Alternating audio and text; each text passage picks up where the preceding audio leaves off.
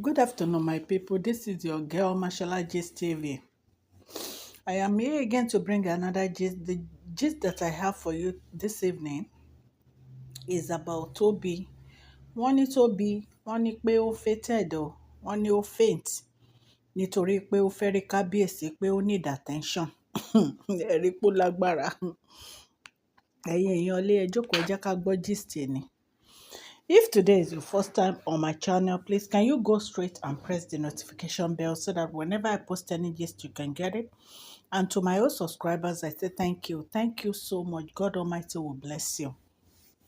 Gist tá gbọ́ ni pé Tobi ó pretend láti rí Kábíyèsí by fainting. Wọ́n ló dákú nítorí pé ó fẹ́ rí Kábíyèsí.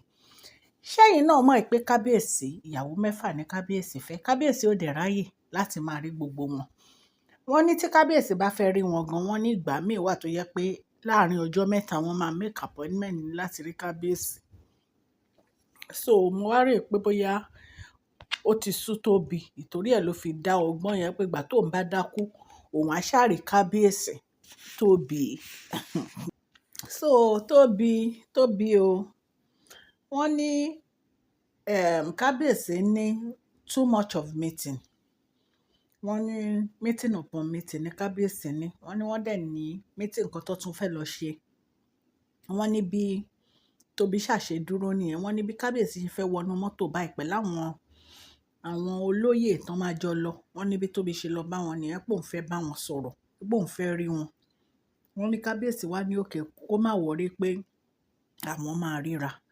Wọ́n ní bí Kábíyèsí ṣe fẹ́ máa lọ báyìí, wọ́n ló kàn yọ̀ ni. Bóyá ó fẹsẹ̀ kọ́ ni o, bóyá ó mọ̀ọ́mọ̀ ṣe ni o. Wọ́n ní bó ṣe ṣubú nìyẹn. Wọ́n ló wá ṣe bí ẹni kún faint. Wọ́n ní bí Kábíyèsí ṣe padà nìyẹn. Wọ́n wá lọ síbi tán lọ, wọ́n wá ní kán lọ pé dókítà wá. Pé kí dókítà wá examine ẹ̀ pé kí ló ṣẹlẹ̀. Wọ́n ní wọ́n nígbà tó ti wá faint yẹn, wọ́n ní Kábíyèsí ò lọ ibì kankan mọ́ pé ọ̀dọ̀ ẹ̀ náà wà títí di ọjọ́ kejì.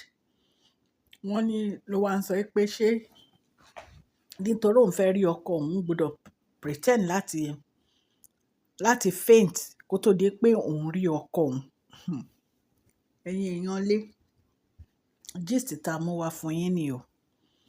Firstly, Tóbi, ìwọ náà mọ̀ pé ẹni tó bá ti fẹ́ ẹni tó níyàwó tó pọ̀, ó máa gba kámú ni.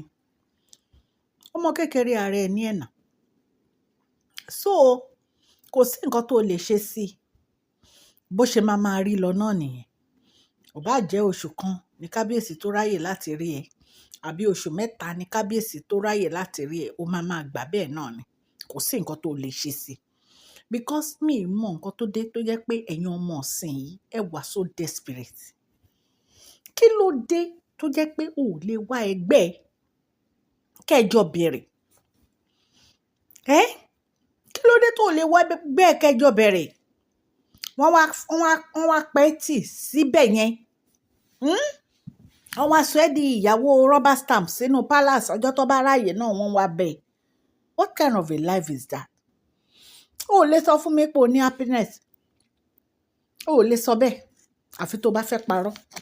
Mi ò ní anything against ẹ o, Tóbi. Honestly, ó máa pẹ́ mi kì í bú ẹ. Nǹkan tí mi dẹ̀ kí fi ń bú ẹ ní pé nítorí o ever insult Queen Naomi ò rude sí wọn rí. Mi ní anything against ẹ, mi kàn advice ni. I know it may be too late, but I'm just talking about it. Ìwọ náà wò ó ní láti faint nítorí pé o fẹ́ rí Kábíyèsí. Ó lágbára o.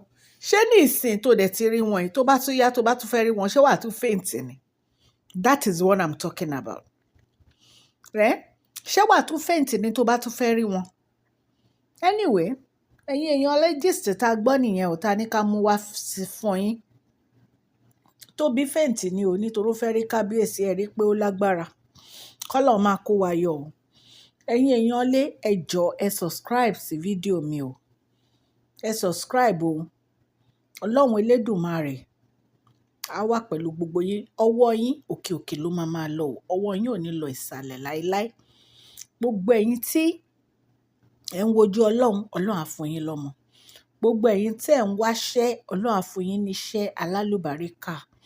Gbogbo ẹ̀yin tí ẹ ti kọ proposal fún contract lágbára Ọlọ́run nínú Mariam, ọ̀sẹ̀ yìí, gbogbo yín wọ́n máa fowó lé yín kiri ni. Odindi ọba Ọwọ́ yín ò ní aládé kan ló ń ìsàlẹ̀ sọ̀rọ̀ àpò sí bẹ́ẹ̀ ṣe ń anyhow. subscribe, tẹ̀ ń like, tẹ̀ ń share Ipe kí ni fídíò mi. Kábíyèsí rè kan jẹ́. Ọlọ́run á máa bá mi gbọ́wọ́ yín Ipe sókè wọn o máa ní ní pé àṣẹ kíkí Ọlọ́run Naomi wọn ọba. máa pàdé àwọn Gist tí l'Àbújá. mo ní kí n mú wá fún Ipa yín wọn náà ni ní wọn o, jẹ́ kí Queen èmi Naomi wá Máṣọ́lá palace. ọmọ yín Nítorí ni pé o. wọ́n ń Mo tolerate gbogbo appreciate yín o. rubbish tí God Queen Almighty Naomi will ń bless ṣe. you. Thank you so much. Wọ́n ní kò sí nǹkan tí Mariam ò sọ tán o. Èyí serious o. Wọ́n ní pé ó sọ pé ṣé nítorí Queen Naomi ní Kábíyèsí fi wá s'Àbújá, ipò ó máa lo orúkọ Tadéníkáwò láti wá máa fi rí Kábíyèsí. Ipe ṣé nítorí Tadéníkáwò ní Kábíyèsí fi wá s'Àbújá ni àbí nítorí Queen Naomi. Àrò nǹkan. Wọ́n ló ní ṣé torí Tadéníkáwò ní Kábíyèsí fi wá s'Àbújá ni àbí torí Queen Naomi. Ipe Kábíyèsí ló ń tolerate gbogbo rubbish tí Queen Naomi ń ṣe. Ipò máa ga Queen Naomi gàrà, ipò máa ga Kábíyèsí gàràgàrà. Ipe ó ti mú Kábíyèsí, a máa ṣe bó ṣe wù ú. Wọ́n ní kò sí nǹkan tí ò sọ tán o. Wọ́n nínú bí Kábíyèsí gan-an. Wọ́n ní Kábíyèsí wà so angry. So nǹkan tí Mariam náwó ta ní ká mú wá fún yín nìyẹn o. Bó ṣe lọ sí Àbújá nìyẹn tó lọ da gbogbo plans Kábíyèsí rú. Rí pé ó lágbára. Kábíyèsí, èmi ò mọ nǹkan tó dé tó yẹ pé ń dákẹ́ lórí ọ̀rọ̀ obìnrin yìí, honestly. Ṣé bẹ́ẹ̀ sọ pé lọ́ọ̀yà ti fún un ní divorce paper ni? Kí ló wá ṣẹlẹ̀ tí ò lọ? Ẹ̀yin náà dẹ̀ ń dákẹ́. Anyway, bàbá Kábíyèsí wọ́n ti ń gbégbèsè. So Ọlọ́run Elédùmarè á bá wa yanjú gbogbo ọ̀rọ̀ yìí o. Mo mọ̀ pé ṣọ́kà ló máa jẹ́ fún ẹ, Mariam. Ṣọ́kà ló máa jẹ́ fún ẹ. Ẹ̀yin èèyàn ilé, Ọlọ́run á wà pẹ̀lú yín o. Ọlọ́run á dúró tì yín o. Ẹ subscribe, ẹ like, ẹ share o. Mashola Gist TV ni o. Ọmọ yín. God bless you all.